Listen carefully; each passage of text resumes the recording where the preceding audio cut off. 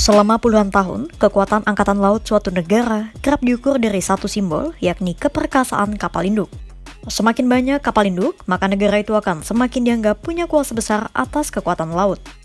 Tidak ada contoh yang lebih jelas selain Amerika Serikat. Tapi, di abad ke-21, pandangan itu perlahan mulai dipatahkan oleh Cina.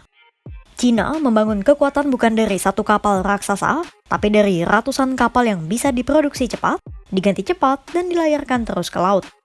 Karena dalam perang laut modern, yang menang bukan yang paling perkasa di awal, tapi yang paling lama bertahan. Pertanyaannya bukan lagi seberapa kuat kapal induk Amerika Serikat, tapi apakah dominasi laut Amerika Serikat bisa bertahan menghadapi mesin industri galangan kapal Cina yang begitu masif?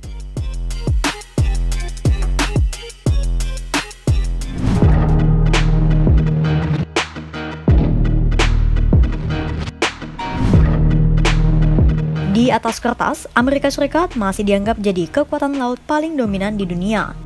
Negeri Paman Sam ini memiliki armada kapal induk terbanyak, teknologi persenjataan paling maju, dan mengantongi segudang pengalaman tempur. Tapi, keunggulan itu menyimpan kerentanan yang kerap luput dari perhatian. Peneliti CSIS, Alexander Palmer dan rekan-rekannya menguak titik lemah Amerika Serikat dan keunggulan Cina di laut dalam tulisannya berjudul Unpacking China's Naval Buildup. Dalam laporan CSIS itu, mereka membuat simulasi akan seperti apa nasib Angkatan Laut Cina jika berperang dengan Amerika Serikat. Pertama, jika melihat dari besaran armada, CSIS menilai Cina mungkin akan lebih mujur di peperangan. Karena berdasarkan histori peperangan, 25 dari 28 perang laut dimenangkan oleh pihak yang memiliki armada lebih besar. Per Juni 2024, PLAN Cina mengoperasikan 234 kapal perang, sementara US Navy mengoperasikan 219 kapal. Artinya, Cina lebih tahan kerugian dan tetap bisa bertempur meski kehilangan banyak kapal. Dalam simulasi lainnya, jika Cina dan Amerika Serikat bertempur di laut, mungkin Beijing akan kehilangan 52 kapal perang, sementara Amerika Serikat 7-20 kapal. Walaupun Cina mengalami kehilangan besar, Cina masih punya lebih banyak kapal tempur aktif dibanding Amerika Serikat. Kedua, keunggulan Cina bisa dilihat dari kepemilikan mereka atas kapal kecil dan fleksibel seperti fregat dan korvet. Memang, Amerika Serikat masih unggul di kapal-kapal besar seperti kapal perusak dan kapal pengangkut. Tapi, alih-alih mengejar ketertinggalan dengan memproduksi kapal besar, Cina justru lebih memilih membuat lebih banyak kapal kecil berkekuatan tempur. Karena kapal kecil lebih cepat diproduksi, cocok untuk perairan Indo-Pasifik, dan ideal untuk perang modern berbasis rudal dan storm tactics atau menyerang dengan gerombolan armada. Ketergantungan pada kapal induk itulah yang jadi titik lemah Washington. Ditambah, kapal induk Amerika Serikat pun bisa jadi sasaran empuk bagi rudal jarak jauh Cina. Ketiga, kelebihan Cina lainnya ada pada kapal-kapal yang lebih modern. 70% kapal Cina dibuat setelah tahun 2010, sementara Amerika Serikat hanya 25%. Walau tidak selalu lebih canggih, kapal Cina lebih modern, siap tempur, dan kualitasnya diakui Badan Intelijen Angkatan Laut Amerika Serikat. Dari semua kelebihan itu, kemampuan produksi Cina jadi kunci penentu. Apa maksudnya?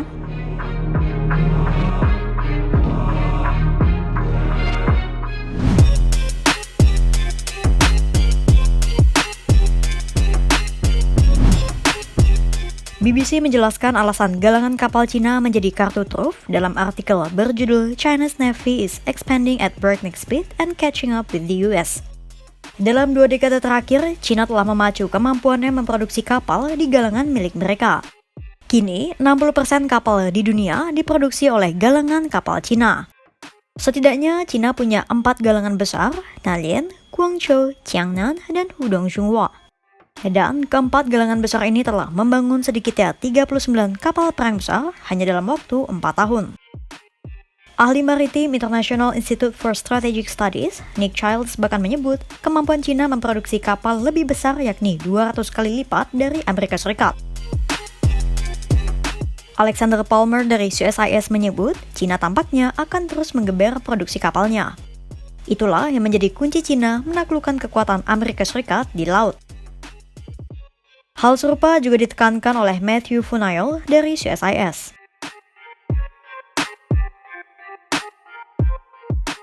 Strategi lain Cina selain meningkatkan kemampuan produksi adalah dengan menggabungkan galangan kapal militer dan sipil. Penggabungan itu digambarkan oleh media pemerintah Cina sebagai fusi militer sipil. Banyak galangan kapal di Cina yang memproduksi kapal komersial dan kapal militer di satu tempat yang sama, alias menggandakan fungsi galangan kapal, contohnya di Dalian. Strategi ini mungkin bisa dibilang salah satu cara cerdas Cina, karena bisa saja Cina mengalihkan fungsi kapal dagang atau komersial jadi pendukung logistik perang di satu tempat yang sama. Alhasil, suplai logistik bisa tetap berjalan meski berada di tengah perang. Kebangkitan pesat itu tak terlepas dari keberadaan pelabuhan-pelabuhan internasional di Cina, karena 7 dari 10 pelabuhan tersibuk di dunia ada di Cina.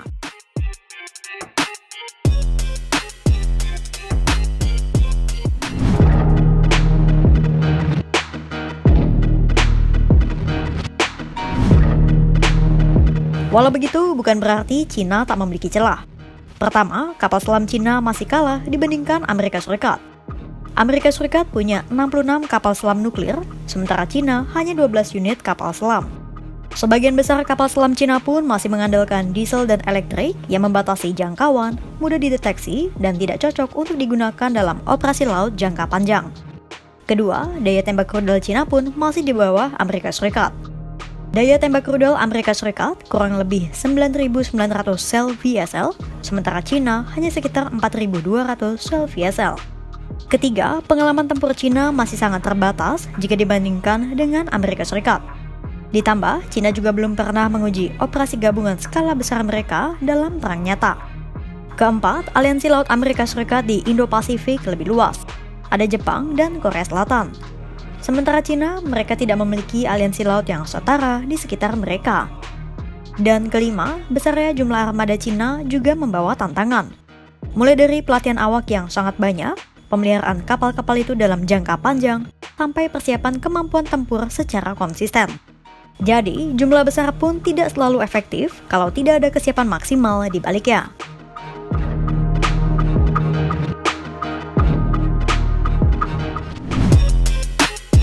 Dari berbagai data dan analisis, satu hal semakin jelas. Kekuatan laut global tak lagi ditentukan oleh siapa yang punya kapal terbesar. Cina muncul sebagai penantang serius bukan karena 1-2 senjata canggih, melainkan karena satu keunggulan yang seringkali diremehkan rivalnya, yakni mesin industri yang terus bekerja. Dalam perang laut yang seringkali berlarut-larut, yang menang bukan yang paling canggih dan kuat di awal, tapi yang paling lama mampu mengirim kapal ke laut. Amerika Serikat masih unggul dari teknologi, kapal selam nuklir, dan aliansi. Artinya, ini bukan tentang siapa yang kuat hari ini, tapi siapa yang akan bertahan jika perang laut benar-benar terjadi. Karena di abad ke-21, dominasi samudera bukan ditentukan di geladak kapal induk, melainkan di dalam galangan kapal. Kira-kira, apakah Amerika Serikat bisa menyalip dominasi mesin industri maritim Cina? Pantau terus perkembangannya hanya di kanal YouTube Kompas.com.